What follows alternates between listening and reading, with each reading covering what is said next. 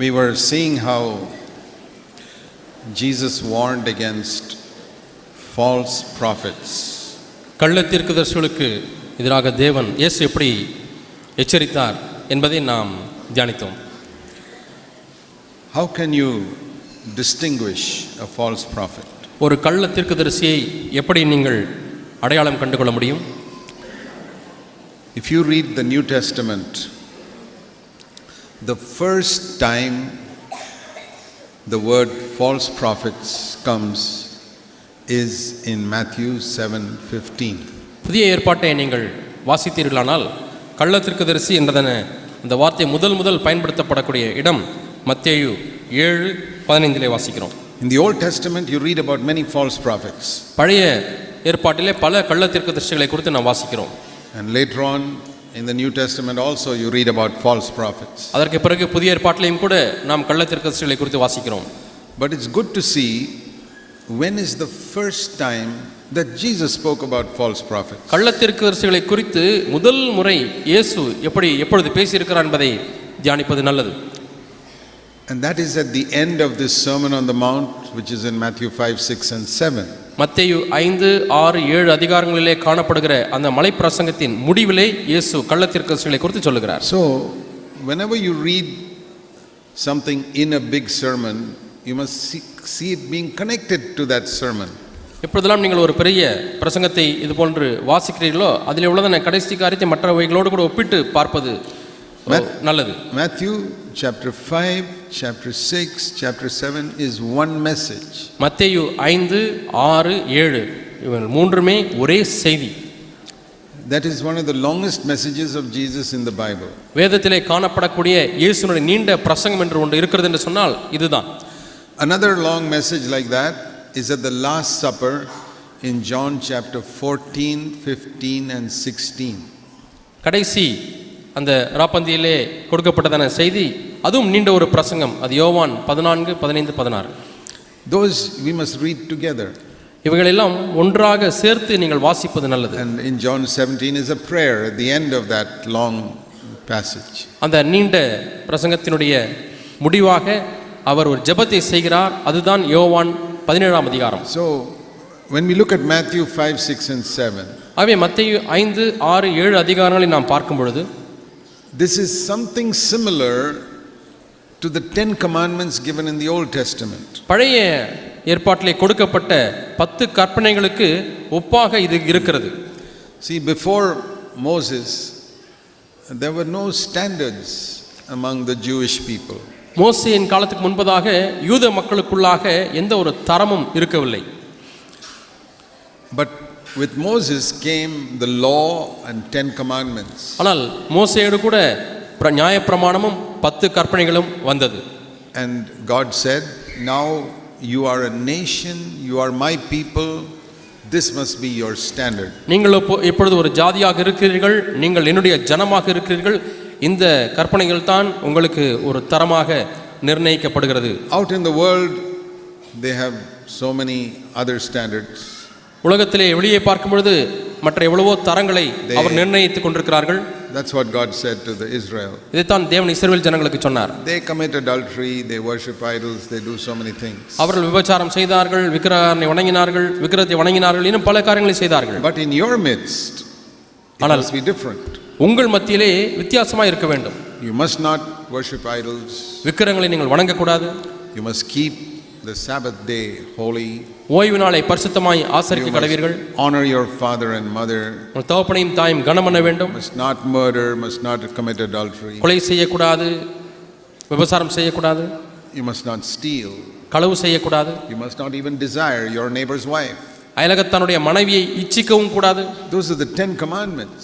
இவைகள் தான் அந்த 10 கற்பனைகள். And as Israel kept those commandments, they became higher than all the other nations morally. ஆகவே இஸ்ரவேல் ஜனங்கள் இந்த கற்பனைகளை கைக்குள்ள ஒழுக்க ரீதியிலே மற்ற ஜனங்களை காட்டிலும் அவர்கள் முன்னேற்றம் அடைந்திருந்தார்கள். Then Jesus came. அதற்கு பிறகு இயேசு வந்தார். And Jesus abolished the old covenant. இயேசு பழைய அந்த உடன்படிக்கையை அவர் நிராகரித்தார். And said, now I am making a new covenant. இப்பொழுது நான் ஒரு புது உடன்படிக்கையை ஏற்படுத்துகிறேன் என்று சொல்கிறார். So if the standard of the world was down here, ஆக உலகத்தினுடைய நிலவரம் இந்த நிலையில் இருக்கிறது தரம் என்று சொன்னால், Israel with the 10 commandments was above that. 10 கற்பனைகளை பெற்ற இஸ்ரவேல் நாட்டினுடைய தரம் அதற்கு மேலாக இப்படி இருக்கிறது என்று சொன்னால், And Jesus came and established the church with a higher standard than all that. இயேசு வந்த பிறகு அவருடைய சபையினுடைய தரமானது மற்ற எல்லா தரங்களை காட்டிலும் மேலானதாக இருக்கிறது. And that is what he taught in Matthew 5, 6 and 7. இதைத்தான் அவர் மத்தேயு 5, 6, 7 அதிகாரங்களிலே போதித்தார். And that is why in Matthew 5, 6 and 7 he said things like this. ஆகவே தான் மத்தேயு 5, 6, 7 அதிகாரங்களிலே இது போன்ற காரியங்களை அவர் சொல்லுகிறார். Verse Matthew 5:21. மத்தேயு 5:21 வாசிக்கிறோம். That in the old covenant the law was you shall not commit murder. கொலை செய்யாதிருப்பாயாக என்பது பழைய உடன்படிக்கையில் சொல்லப்பட்டிருக்கிறது, பூர்வத்தாருக்கு சொல்லப்பட்டிருக்கிறது. I say to you, verse 22, you shouldn't get angry. மத்தேயு 5:22 நான் உங்களுக்கு சொல்லுகிறேன், நீங்கள் கோபப்படவும் கூடாது. See, Old Testament standard was don't murder, New Testament standard is don't get angry. பழைய ஏற்பாட்டு காலத்தில் உள்ள தரமானது கொலை செய்யாதிருப்பாயாக, புதிய உடன்படிக்கையினுடைய தரமானது கோபப்படாதிருப்பாயாக. And don't call your brother bad names. உன்னுடைய சகோதரனை கெட்ட பெயர்களை வைத்து அழைக்க வேண்டாம். In the Old Testament the standard was verse 27, don't commit adultery. பழைய ஏற்பாட்டினுடைய தரம் விபசாரம் செய்யாதிருப்பாயாக. But I say to you, don't even lust in your heart after a woman. Verse 28. நான் உங்களுக்கு சொல்லுகிறேன் 28ஆம் வசனத்திலே, ஒரு ஸ்திரியை இச்சையோடு பார்க்கிற எவனும் தன் இருதயத்திலே அவளோட விபசாரம் செய்தாயிற்று. In the Old Testament it said, verse 31, if you divorce your wife, make sure you give her a certificate. 31ஆம் வசனத்திலே பார்க்கிறோம், மனைவி தள்ளிவிடும் பொழுது தள்ளுதற் சீட்டு அதையும் கொடுக்க கடவன். But I say to you, நான் உங்களுக்கு சொல்லுகிறேன், you must not divorce at all. நீங்கள் விவாகரத்தை செய்யக்கூடாது, தள்ளிவிடுதலே கூடாது. Again verse 33, மீண்டும் 33ஆம் வசனத்திலே பார்க்கிறோம், in the Old Testament they said you should not make false vows. பழைய உடன்படிக்கையிலே பொய் ஆணை இடக்கூடாது என்று That பார்க்கிறோம். means you should not swear and then tell a lie. ஆணையிட்டு விட்டு அதற்கு பிறகு பொய் சொல்லக்கூடாது. But I say to you, நான் உங்களுக்கு you சொல்லுகிறேன், must always speak the truth. Verse 37. 37ஆம் வசனத்தில் எப்பொழுதுமே உள்ளதை உண்மையாகவே பேச வேண்டும். It's not only when you put your hand on the Bible, even when all the time you must speak the truth. கையை வேதத்தின் மேல் வைத்து சத்தியம் பண்ணும் பொழுது மட்டும் உண்மை பேசுவது என்பதல்ல, எப்பொழுதுமே உண்மைதான் பேச வேண்டும். And in the Old Testament it said in verse 38 that you must an eye for an eye and a tooth for a tooth. கண்ணுக்கு கண் பல்லுக்கு பல் என்று உரைக்கப்பட்டதை பழைய ஏற்பாட்டிலே நீங்கள் கேள்விப்பட்டிருப்பீர்கள். And that you must love your neighbor, verse 43, and hate your enemy. 43ஆம் வசனத்தில் உனக்கு அடுத்தவனை சிநேகித்து உன் சத்துருவை பகைப்பாயாக என்று சொல்லப்பட்டிருக்கிறது. I say to you, higher standard, love your enemy also. ஆனால் நான் உங்களுக்கு சொல்லுகிற தரம் மேலான தரம், உன்னுடைய சத்துருவையும் நீ நேசிப்பாயாக. Do you see how Matthew 5 is replacing the 10 commandments? மத்தேயு 5ஆம் அதிகாரம் எப்படி 10 கட்டளைகளுக்கு மாற்றாக கொடுக்கப்படுகிறது என்று பார்த்தீர்களா? I am raising the standard above the 10 commandments. 10 கற்பனைகளுடைய நிலவரத்தை காட்டிலும் என்னுடைய தரத்தை இப்பொழுது நான் உயர்த்துகிறேன் என்று ஆண்டவர் சொல்கிறார். So when Israel obeyed the 10 commandments, their standard was higher than the nation. இஸ்ரவேல் இந்த 10 கற்பனைகளுக்கு கீழ்ப்படியும் பொழுது மற்ற ஜாதிகளை காட்டிலும் இஸ்ரவேல் ஜனமானது தரத்திலே கொஞ்சம் உயர்ந்தது. When they disobeyed it, God rejected them. அவர்கள் கீழ்ப்படியாமல் போகும்போது தேவன் அவர்களை தள்ளிவிட்டார். Now today Jesus has raised the standard above even the 10 commandments. இன்றைக்கு இயேசு கிறிஸ்து 10 கற்பனைகளை காட்டிலும் தரத்தை அவர் உயர்த்தி இருக்கிறார். And said this is the standard for the church. இதுதான் சபையினுடைய தர நிர்ணயம். Matthew chapter 5. மத்தேயு 5ஆம் அதிகாரம். Now you ask yourself. இப்பொழுது உங்களை நீங்கள் கேட்டு பாருங்கள். Many of you have been Christians for many years. உங்களில் அநேகர் பல ஆண்டுகளாக கிறிஸ்தவர்களாக இருந்து வருகிறீர்கள். And you've been in other churches also. மற்ற சபைகளிலும் இருந்திருக்கிறீர்கள். You've heard many preachers. அநேக பிரசங்கியாருடைய பிரசங்கத்தை கேட்டிருக்கிறீர்கள். Here in Tuticorin there are always some type of public meeting with preachers coming and preaching. அது விசேஷமாக தூத்துக்குடி பட்டணம் என்று சொன்னால் எப்பொழுதுமே எங்கு பார்த்தாலும் ஒரு கன்வென்ஷன் நடந்து கொண்டிருக்கும், பிரசங்கியார் பிரசங்கித்துக் கொண்டிருப்பார்கள். And in all these years in your life that you have heard hundreds of sermons. இவ்வளவு ஆண்டுகளாக நீங்கள் நூற்றுக்கணக்கான பிரசங்கத்தை கேட்டிருக்கிறீர்களே, have you heard people teach you that you must not get angry? கோபப்படக்கூடாது என்று போதிக்கிறதை பிரசங்கத்திலே கேட்டிருக்கிறீர்களா? Or that you must not lust with your eyes after a woman? அல்லது ஒரு ஸ்திரியை இச்சையோடு பார்க்க கூடாது என்று போதிக்கிறதை கேட்டிருக்கிறீர்களா? That you must speak the truth? சத்தியத்தை எப்பொழுதும் பேச வேண்டும். That you must love your enemies? உங்களுடைய சத்துருக்களை நேசிக்க வேண்டும். Bless those who curse you? உங்களை சபிக்கிறவர்களை ஆசீர்வதியுங்கள். There are many more things. இன்னும் அநேக காரியங்கள் சொல்லப்பட்டிருக்கிறது. Like when you give money, verse 2, don't let even your left hand know, verse 3, what your right hand is doing. 6ஆம் அதிகாரம் 3ஆம் வசனத்திலே அங்கே பார்க்கிறோம், நீங்கள் தர்மம் செய்யும் பொழுது உன் வலது கை செய்கிறதை உன் இடது கை அறியாதிருக்க கடவது. That means when you give an offering even to God, அதனுடைய பொருள் என்னவென்றால், நீங்கள் தேவனுக்கே ஒரு காணிக்கை கொடுக்கும் பொழுது nobody must know யாருமே அதை அறியக்கூடாது. what you are giving. நீங்கள் எதை கொடுக்கிறீர்கள் என்பதை யாரும் எவ்வளவு கொடுக்கிறீர்கள் என்பதை யாரும் அறியக்கூடாது. How many churches obey that? எத்தனை சபைகள் இந்த வசனத்துக்கு கீழ்ப்படிகிறது? Somebody comes and brings a bag in front of you, offering bag. உங்களுக்கு முன்பாக காணிக்கை பையை கொண்டு வருகிறார்கள். Can you obey that verse when you put money into the bag? அந்த காணிக்கை பையிலே பணத்தை போடும் பொழுது இந்த வசனத்துக்கு கீழ்ப்படிய முடியுமா? Everybody who is putting money into an offering bag is disobeying that verse. இந்த காணிக்கை பையிலே உங்களுக்கு முன்பாக கொண்டு வரப்படும் பொழுது காணிக்கை போடுகிற ஒவ்வொருவரும் இந்த வசனத்துக்கு கீழ்ப்படியாமல் போகிறார்கள். Because people around him are seeing. ஏனென்றால் பக்கத்தில் உள்ளவர்கள் அதை பார்க்கிறார்கள். And then in some churches they give you an envelope and say put your name there. சில சபைகளிலே உங்களுடைய பெயரை போட்டு கவரை ஒரு கவர்ல விலை கொடுத்து விடுகிறார்கள். What are these churches doing? They are making you disobey the word of God. இந்த சபையில் என்ன செய்கிறது என்று சொன்னால், நீங்கள் தேவனுடைய வார்த்தைக்கு கீழ்ப்படியாமல் போகும்படியாக செய்கிறது. But have you understood that? ஆனால் இதை நீங்கள் விளங்கிக் கொண்டீர்களா? That is why God needed another church. ஆகவே தான் தேவனுக்கு இன்னொரு சபை தேவைப்பட்டது. Where we teach these things. இங்கே நாம் இந்த காரியங்களை போதிக்கிறோம். So how do we collect money in our church? ஆகவே நம்முடைய சபைகளிலே எப்படி நாம் பணத்தை வசூல் செய்கிறோம்? We keep a box. நாம் ஒரு காணிக்கை பெட்டியை வைக்கிறோம். Say, you put it there, when nobody is watching you can go and put it. அப்ப யாரும் கவனிக்காத பொழுது அந்த காணிக்கை பெட்டியிலே நீங்கள் போடலாம் என்று சொல்லுகிறோம். See, we have had a box in Bangalore for nearly 40 years. I don't know who puts and who doesn't put. ஆகவே பெங்களூர் சபையிலே 40 ஆண்டுகளாக அங்கே பெட்டி இருக்கிறது. யார் போடுகிறார்கள் யார் போடுவதில்லை என்று எனக்கு இதுவரை தெரியாது. And nobody can get any honor for putting because nobody knows who has put it. யார் போட்டார் என்றே தெரியாது இருக்கும் பொழுது போட்டதற்கு எப்படி கனம் கிடைக்கும்? We have tried to obey this verse. இந்த வசனத்துக்கு நாம் கீழ்ப்படிய முடியாமல் முயற்சித்திருக்கிறோம். And the Bible also says that God loves a cheerful giver. உற்சாகமாய் கொடுக்கிறவரிடத்திலே கர்த்தர் பிரியமாய் இருக்கிறார் என்றும் வேதம் சொல்கிறது. How can you give cheerfully when somebody puts a bag in front of you? உங்களுக்கு முன்பாக காணிக்கை பையை நீட்டும் பொழுது யார் உற்சாகமாய் போட முடியும்? And some churches they make you walk down to the front to the box and you have to put it there. சில சபைகளிலே வரிசையாக உங்களை வர வைத்து காணிக்கை நேரத்திலே பாட்டு பாடும்போது வரிசையாய் வந்து நீங்கள் அங்கே உள்ள பெட்டியிலே போட்டு போக வேண்டும். Everybody has to come, you cannot escape. அங்கே தப்பிக்க முடியாது, எல்லாரும் கண்டிப்பாக வரிசையில் வந்துதான் ஆக வேண்டும். Everybody is disobeying this verse. ஒவ்வொருவரும் இந்த வசனத்துக்கு கீழ்ப்படியாமல் போகிறார்கள். I am not here to judge them, God is their judge.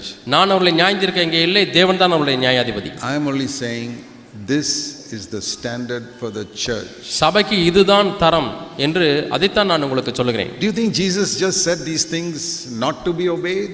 கீழ்ப்படியாமல் போவதற்காக ஆண்டவர் இயேசு இந்த வார்த்தைகளை சொல்லி இருக்கிறார் என்று எண்ணுகிறீர்களா? How many Christians take it seriously? எத்தனை கிறிஸ்தவர்கள் இந்த கருத்தாய் இந்த வசனத்தை எடுத்துக்கொள்கிறார்கள்? Or he said, when you pray, don't let anybody know about your praying. அல்லது ஜெபம் பண்ணும் பொழுது Verse 6. 6ஆம் வசனத்திலே பார்க்கிறோம், ஜெபம் பண்ணும் பொழுது யாரும் பார்க்காமல் இருக்கும் பொழுது யாரும் காண வேண்டாம் என்று சொல்கிறார். மனிதர் காணும்படியாக ஜெபிக்க You வேண்டாம். must not let anybody know how long you pray or any such thing. எவ்வளவு நேரம் ஜெபிக்கிறீர்கள், எப்படி ஜெபிக்கிறீர்கள் என்று சொல்லி மற்றவர்கள் காண தேவையில்லை. But I hear so many pastors and preachers talking about they spend 2 hours in prayer or 3 இன்று hours. 2 மணி நேரம் நான் ஜெபித்தேன், 3 மணி நேரம் ஜெபித்தேன், நீங்கள் எத்தனை மணி நேரம் ஜெபிக்கிறீர்கள் என்று சொல்லி கேட்கிற பிரசங்கியார்களை நான் கேட்டிருக்கிறேன். When you hear a preacher say, this morning I had to spend 2 hours in prayer. இன்றைக்கு 2 மணி நேரம் நான் ஜெபத்திலே செலவு செய்ய வேண்டி இருந்தது என்று சொல்லி பிரசங்கம் பண்ணுவதை நீங்கள் கேட்டால், What is the thing that comes to your mind? உங்களுடைய மனதிலே உடனடியாக நினைவுக்கு வருவது என்ன? Oh, what a holy man. ஓ, எவ்வளவு ஒரு பரிசுத்தவான். You know what comes to my mind? என்னுடைய மனதிற்கு என்ன நினைவு வருகிறது தெரியுமா? Here is a person who is disobeying God's word in Matthew chapter 6 verse 6. மத்தேயு 6ஆம் அதிகாரம் 6ஆம் வசனத்துக்கு கீழ்ப்படியாமல் இருக்கக்கூடிய ஒருவர் என்று தான் நான் நினைக்கிறேன். Why don't you feel like that? ஏன் நீங்கள் அப்படி உணர்வதில்லை? Because you have not taken Matthew 6:6 seriously. மத்தேயு 6ஆம் அதிகாரம் 6ஆம் வசனத்தை நீங்கள் கருத்தாய் எடுத்துக்கொள்ளவில்லை. When I hear a man boasting about how long he prays, எவ்வளவு நீண்ட நேரம் ஜெபிக்கிறதை குறித்து மேன்மை பாராட்டுகிற ஒரு மனிதனை குறித்து நான் கேட்கும் பொழுது I don't see him as a holy man, even if he says he prayed for 4 hours. 4 மணி நேரம் ஜெபித்தேன் என்று சொன்னாலும் அவர் எவ்வளவு பெரிய பரிசுத்தவான் என்பதை நான் பார்ப்பதில்லை. I see him as a man who is disobeying God's word in Matthew 6 verse 6. மத்தேயு 6 அதிகாரம் 6 வசனத்துக்கு கீழ்ப்படியாமல் போகிற ஒரு மனிதன் என்று தான் நான் பார்க்கிறேன். Then Jesus said, அதுக்கு பிறகு இயேசு சொன்னார், when you fast, verse 18, don't let anybody know about it. நீங்கள் உபவாசம் பண்ணும்பொழுது யாரும் அதை குறித்து அறிய வேண்டாம் என்று சொல்கிறார். Haven't you heard pastors say, I fasted for 7 days or 21 days and so many things like that? நான் 7 நாட்கள் உபவாசத்தேன், 40 நாள் உபவாசத்தில் இருக்கிறேன் என்று மக்கள் சொல்கிறதை, பாஸ்டர்மார் சொல்கிறதை கேள்விப்படவில்லையா? And you think, oh, what a wonderful thing. ஓ, எவ்வளவு அற்புதமான காரியம் உபவாசிப்பது என்று எண்ணுகிறீர்கள். But Jesus said, when you fast, nobody must know about it. ஆனால் நீ உபவாசிக்கும் பொழுது யாரும் அதை குறித்து அறியக்கூடாது என்று So when சொல்கிறார். I hear people boasting about how long they fasted, எவ்வளவு நேரம் உபவாசிக்கிறார்கள் என்று ஜனங்கள் சொல்கிறதை நான் கேட்கும் பொழுது I think there is a man who is utterly disobedient to God's word. தேவனுடைய வார்த்தைக்கு முற்றிலும் கீழ்ப்படியாத ஒரு மனிதன் இங்கே இருக்கிறான் என்று தான் நான் உணர்கிறேன். Why don't you think like that? நீங்களே அப்படி எண்ணுவதில்லை? Why do you think, oh, what a holy man? ஓ, எவ்வளவு பெரிய பரிசுத்தவான் என்று நீங்கள் எண்ணுகிறீர்கள்? And maybe you also start following such people and talking about your fasting and ஒருவேளை உங்களுடைய உபவாசத்தையும் உங்களுடைய ஜெபத்தையும் அவரை போலவே பேச ஆரம்பித்து விட்டீர்கள் போலும். Dear brothers and sisters, அருமையான சகோதர சகோதரிகளே, that is how churches have lowered the standard of God's word and disregarded it. இப்படித்தான் தேவனுடைய வார்த்தையின் தரத்தை கீழே கொண்டு வந்து அதை அற்பமாய் எண்ணி தள்ளி விடுகிறார்கள். It has become a tradition in some churches for pastors to boast about how much they fast and pray. எவ்வளவு நேரம் அவர் ஜெபிக்கிறார்கள், எவ்வளவு நாட்கள் உபவாசிக்கிறார்கள் என்பதை குறித்து பேசுவதே சில சபைகளில் பாரம்பரியமாகிவிட்டது. I think of what Jesus said in Mark chapter 7. Mark 7 அதிகாரத்தில் இயேசு சொன்னதை நான் நினைவு கூறுகிறேன். Verse 13. 13ஆம் வசனம். He said it 3 times. Let me read it all 3 times. 3 முறை இவைகளை சொல்லி இருக்கிறார். அந்த 3 வசனங்களையுமே நான் வாசிக்கிறேன். Verse 8. முதலாவது மார்க் 7 7 verse 8. மார்க் 7 அதிகாரம் 8ஆம் வசனம். You neglect the commandment of God and you hold to your tradition. நீங்கள் தேவனுடைய கட்டளையை தள்ளிவிட்டு மனுஷருடைய பாரம்பரியத்தை கைக்கொண்டு வருகிறீர்கள். What is the commandment of God? தேவனுடைய கட்டளை என்ன? Don't let anybody know when you give, when you pray, when you fast. நீங்கள் தேவனுக்கென்று கொடுக்கும் பொழுதும், தேவனிடத்திலே ஜெபிக்கும் பொழுதும், உபவாசம் பண்ணும் பொழுதும் யாரும் அதை அறிய வேண்டாம். What is the tradition of men? மனிதனுடைய பாரம்பரியம் என்ன? Write your name on the envelope and give the money. அவர்கள் கொடுக்கக்கூடிய உரையிலே உங்களுடைய பெயரை எழுதி அதை பணத்தை நீங்கள் பாஸ்டர் கையில் கொடுக்க வேண்டும். Tell people how long you prayed. மக்களிடத்தில் எவ்வளவு நேரம் நான் ஜெபிக்கிறேன் என்று சொல்ல வேண்டும். Tell people how long you fasted. That is the tradition of men. எவ்வளவு உபவாசிக்கிறீர்கள் என்பதை சொல்ல வேண்டும் என்பதுதான் மனுஷனுடைய பாரம்பரியம். Jesus says you neglect the commandment of God and you keep the tradition of men. இயேசு என்ன சொல்கிறார்? நீங்கள் மனுஷனுடைய கட்டளைகளை, தேவனுடைய கட்டளைகளை தள்ளிவிட்டு மனுஷனுடைய பாரம்பரியங்களை கைக்கொள்ளுகிறீர்கள். And he says it again. மீண்டுமாய் சொல்கிறார். Verse 9. 9ஆம் வசனம். You set aside the commandment of God to keep your tradition. நீங்கள் உங்கள் பாரம்பரியத்தை கைக்கொள்ளும்படிக்கு தேவனுடைய கட்டளைகளை வியர்த்தமாக்கினது என்று. And he says it a third time. 3ஆம் முறையும் சொல்கிறார். Verse 13. 13ஆம் வசனம். You invalidate the word of God by your tradition. நீங்கள் போதித்த உங்கள் பாரம்பரியத்தினால் தேவ வசனத்தை அவமாக்குகிறீர்கள். When Jesus says 3 times in the space of 1 minute, it must be a pretty serious thing. ஒரு நிமிஷ இடைவெளியிலேயே 3 முறை ஒரே காரியத்தை மீண்டும் மீண்டுமாய் சொல்லுகிறார் என்று சொன்னால் அது உண்மையிலேயே நாம் கருத்தாய் சிந்திக்க வேண்டிய காரியம். I'm just trying to tell you that the things Jesus raised the standard, but that standard is not being preached in most churches. எந்தெந்த பகுதியிலே இயேசு கிறிஸ்து தரத்தை உயர்த்தி இருக்கிறாரோ அந்த தரங்கள் இன்று अनेक கிறிஸ்தவ சபைகளிலே பிரசங்கிக்கப்படுவதில்லை.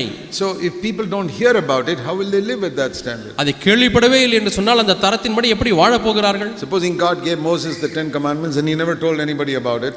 மோசேக்கு தேவன் 10 கற்பனைகளை கொடுத்திருக்கிறார். மோசே அதை யாருக்குமே சொல்லவில்லை என்று வைத்துக் கொள்வோம். Supposing Moses had said, அல்லது மோசே எப்படி சொல்லி இருக்கிறார் என்று வைத்துக் கொள்வோம். oh, don't commit adultery. How can we preach that? People are so weak in this area, they will fall now and then. விபச்சாரம் செய்யாதிருப்பாயாக என்ற கட்டளை எப்படி பிரசங்கிப்பது?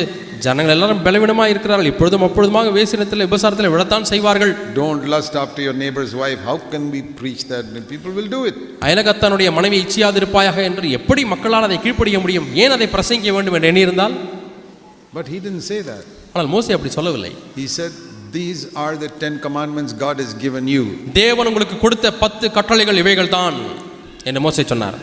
Now when Jesus raised that standard, இயேசு அந்த தரத்தை உயர்த்தும் பொழுது It is the responsibility of every servant of God to say, this is the standard which God, Jesus has laid down for the church. சபைக்கென்று இயேசு கொடுத்திருக்கக்கூடிய தர நிர்ணயம் இதுதான் என்று பிரசங்கிப்பது ஒவ்வொரு தேவ ஊழியன் மேலும் விழுந்த கடமை. And then he said, அதற்கு பிறகு சொல்கிறார் Matthew 7, மத்திய 7ஆம் அதிகாரம் verse 14.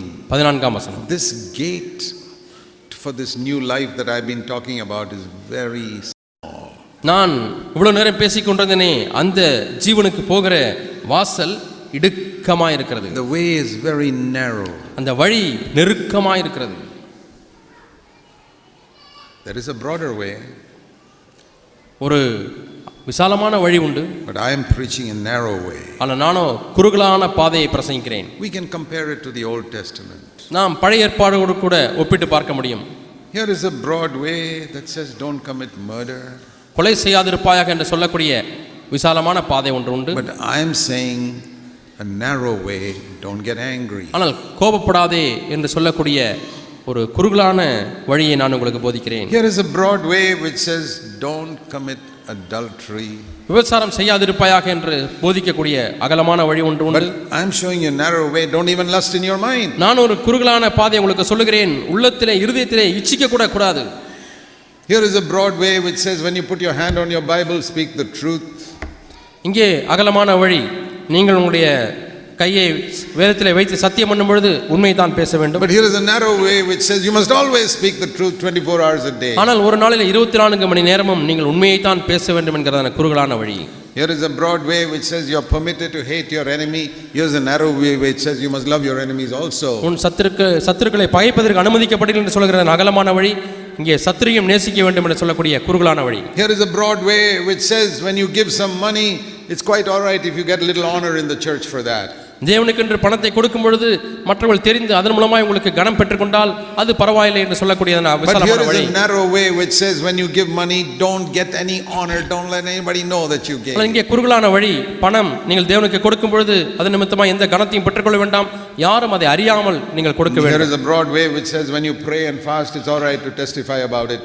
ஜெபித்து உபவாசிக்கும் பொழுது அதை குறித்து சாட்சி சொல்வது பரவாயில்லை என்கிற விசாலமான வழி. You will get some honor, people will respect you as a man of God. நீ ஒரு தேவ மனிதன் என்றதான கனத்தை பெறுவாய், மக்கள் உங்களை மதிப்பார்கள். But here is a narrow way which says don't tell anybody. ஆனால் யாருக்கும் அதை சொல்ல வேண்டாம் என்று சொல்லக்கூடிய குறுகலான வழி. God will honor you. Why you want the honor of men? தேவன் உன்னை கனம் பண்ணுவார், ஏன் உனக்கு மனிதனுடைய கனம் தேவை? Do you see now the difference between the narrow way and the broad way? குறுகலான வழிக்கும் விசாலமான வழிக்கும் உள்ள வித்தியாசத்தை காண முடிகிறதா? And I want to tell you, in most churches they do not preach the narrow way. அநேக சபைகளிலே இந்த குறுகலான வழியை குறித்து பிரசங்கிப்பதே இல்லை என்று உங்களுக்கு சொல்கிறேன். Am I saying something which is not in the Bible? வேதத்திலே இல்லாத காரியங்களை நான் உங்களுக்கு சொல்கிறேனா? You know, many times when I preach, people come to me and say, Brother Zach, I didn't even know that was in the Bible. Now my eyes are being opened to see it. நான் அநேக முறை பிரசங்கிக்கும் பொழுது ஜனங்கள் இடத்தில் வந்து சொல்கிறார்கள், சகோதரர் jack அவர்களே, இந்த வசனம் இருக்கிறது எனக்கு தெரியவில்லை, இப்பொழுதுதான் நான் அதை பார்க்கிறேன் என்று சொல்கிறார்கள். How is it I didn't see it after reading it for so many times? பல முறை வாசித்தும் நான் அதை கவனிக்கவில்லையே, எப்படி என்று கேட்கிறார்கள். The Bible says these things are hidden from the clever and the intelligent. ஞானிகளுக்கு இந்த காரியங்கள் எல்லாம் மறைக்கப்பட்டிருக்கிறது என்று வேதம் சொல்கிறது. God reveals it to babes. பாலகர்களுக்கு தேவன் இதை வெளிப்படுத்துகிறார். That means those who come with a humble attitude and say, Lord, teach me your word. ஆண்டவரே உம்முடைய வார்த்தை எனக்கு கற்றுத்தாரும் என்று சொல்லி தாழ்மையான ஒரு மனப்பாங்கோடு கூட வருகிறவர்களுக்கு ஆண்டவர் கற்றுத் தருகிறார். Those who are willing to get rid of all the traditions they've got from preachers in all their years. இவ்வளவு ஆண்டுகளாக மனிதனுடைய பாரம்பரியங்களிலிருந்து பெற்றுக்கொண்ட எல்லா பாரம்பரியத்தை விட்டு நான் விடுவதற்கு ஆயத்தமாக இருக்கிறேன் என்று சொல்கிறவர்களுக்கு தேவன் வெளிப்படுத்துகிறார். This is the narrow way that leads to life. இதுதான் ஜீவனுக்கு நம்ம எடுத்துச் செல்லக்கூடிய குறுகலான பாதை. You know, it is a narrow way. அது குறுகலான பாதை என்று அறிந்திருக்கிறீர்கள். The Old Testament way was much broader. பழைய ஏற்பாட்டினுடைய வழியானது அகலமாக இருக்கிறது. A lot of people who could fit into the Old Testament way can't fit into the narrow way. பழைய ஏற்பாட்டின் வழியிலே இருக்கக்கூடிய அநேகர் புதிய ஏற்பாட்டின் குறுகலான வழியிலே வந்தால் அவர்களால் நிலைத்திருக்க முடியவில்லை. Why has God made this standard? ஏன் தேவன் இந்த தரத்தை நிர்ணயித்திருக்கிறார்? Because he wants us all to be 100% free from sin. நாம் எல்லாருமே 100% பாவத்திலிருந்து விடுதலை அடைய வேண்டும் என்று விரும்புகிறார். Because he is a loving father. ஏனென்றால் அவர் அன்பான தகப்பன். Let me ask you, நான் உங்களை கேட்கிறேன், do you want your children to be 100% free from sickness? உங்களுடைய பிள்ளைகள் 100% வியாதியிலிருந்து விடுதலை அடைய வேண்டும், விடுதலையாக இருக்க வேண்டும் என்று விரும்புகிறீர்களா? Supposing your children have got 3 or 4 sicknesses. ஒருவேளை உங்கள் பிள்ளைகளுக்கு 3-4 வியாதிகள் இருக்கிறது And என்று you take it வைத்துக்கொள்வோம். to a doctor. நீங்கள் ஒரு டாக்டருக்கு போகிறீர்கள். Will you say, doctor, if you cure my child of just 2 of those sicknesses, that is enough?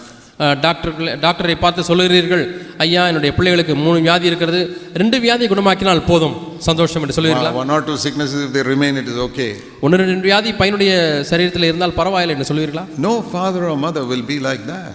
எந்த ஒரு தகப்பனும் தாயும் அப்படி இருக்க மாட்டார்கள். You will say, doctor, I want my child to be completely free from sickness. Doctor, என்னுடைய குழந்தை எல்லா வியாதியிலிருந்தும் சுகமடைய வேண்டும் என்று விரும்புவீர்கள், சொல்லுவீர்கள். That is how our heavenly Father is. இப்படித்தான் நம்முடைய பரலோக பிதா இருக்கிறார். He wants us to be completely free from sin. பாவத்திலிருந்து முற்றிலுமாய் நாம் விடுதலை அடைய வேண்டும் என்று விரும்புகிறார். And then Jesus said, அதற்கு பிறகு இயேசு சொல்லுகிறார், verse 15, 15ஆம் வசனம், beware of false prophets. கள்ள தீர்க்கதரிசிகளுக்கு எச்சரிக்கையாயிருங்கள். So, now that you have heard me say all this, now do you know what a false prophet is? இப்பொழுது நான் சொன்ன இவைகள் எல்லாம் கேள்விப்பட்ட பிறகு இப்பொழுது கள்ள தீர்க்கதரிசிகள் யார் என்று உங்களால் அறிந்து கொள்ள முடிகிறதா? False prophet is not the one who says Jesus Christ is not God. இயேசு கிறிஸ்து தேவன் அல்ல என்று சொல்லுகிற ஒரு கள்ள தீர்க்கதரிசி அல்ல. The false prophet is the one who says Jesus Christ is God. இயேசு கிறிஸ்து தான் தேவன் என்று சொல்லுகிறவர்களே தான் கள்ள தீர்க்கதரிசி இருக்கிறார். He died for your sin. உடைய பாவங்களுக்காக மரித்தார் என்று சொல்லுவார். He rose again from the dead. மரித்து வந்து உயிரோடு எழும்பினார். But ஆனால் it is not serious if you get angry. கோபப்பட்டால் அது அவ்வளவு சீரியஸான பாவம் அல்ல. It is not serious if you lust with your eyes. கண்களினால இச்சித்தால் அது அவ்வளவு சிறிய காரியம் அல்ல. It's not so serious if you tell a few lies. ஒரு சில பொய்களை நீங்கள் சொன்னால் அவ்வளவு சிறிய காரியம் அல்ல, கொடிதான காரியம் அல்ல. Do you think that's a false prophet? That is the false prophet Jesus is speaking about. இங்கே இயேசு இப்படிப்பட்ட கள்ள தீர்க்கதரிசிகளை குறித்து தான் பேசுகிறார். It's not serious if you tell other people how much you pray and how much you fast. எவ்வளவு நேரம் ஜெபிக்கிறீர்கள், எவ்வளவு நேரம் உபவாசிக்கிறீர்கள் என்று மற்றவர்களிடத்திலே சொன்னால் அவ்வளவு சீரியஸான காரியம் அல்ல. It's not serious if you tell other people how much money you gave for God's எவ்வளவு work. தேவனுடைய ஊழியத்திற்கென்று பணம் கொடுத்தீர்கள் என்று மற்றவர்களிடத்திலே சொன்னால் அது அவ்வளவு கொடிய காரியம் அல்ல.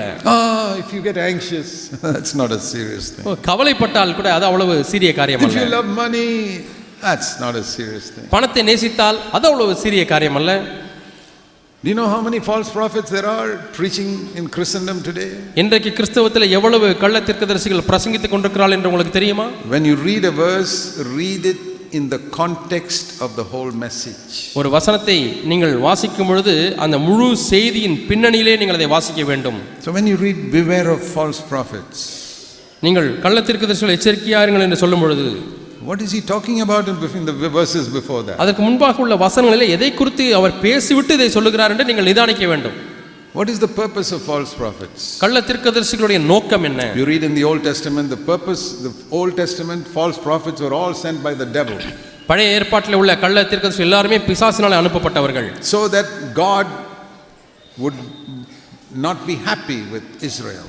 இஸ்ரவேல் தேசத்தின் மீது கர்த்தர் மகிழ்ச்சியா இருக்கக்கூடாது என்பதுதான் அந்த There were நோக்கம். hundreds of false prophets. நூற்றுக்கணக்கான கள்ள தீர்க்கதரிசிகள் பழைய ஏற்பாட்டில் இருந்தார்கள். The true prophets were the ones who mentioned God's standard, and they were not very popular. உண்மையான தீர்க்கதரிசிகள் யார் என்று சொன்னால் தேவனுடைய தரத்தை அப்படியே போதித்தவர்கள். அதை போதித்த நிமித்தமாக அவர்கள் பிரபலமற்றவர்களாய் போய்விட்டார்கள். You read all the true prophets in the Old Testament. பழைய ஏற்பாட்டில் மெய்யான தீர்க்கதரிசிகள் ஒவ்வொருவரை குறித்து வாசித்து பாருங்கள். Their main ministry was to tell Israel, this is the standard of God, not what these false prophets are saying. இதுதான் தேவனுடைய தரம், கள்ள தீர்க்கதரிசிகள் சொல்லுகிறது அது தரம் அல்ல என்று சொல்லுவதையே அவருடைய பிரதான செய்தியாய் கொண்டிருந்தார்கள். That is the great need in the church of Jesus Christ today. இன்றைக்கு இயேசு கிறிஸ்துவினுடைய சபையினுடைய பிரதானமான தேவையும் இதுதான்.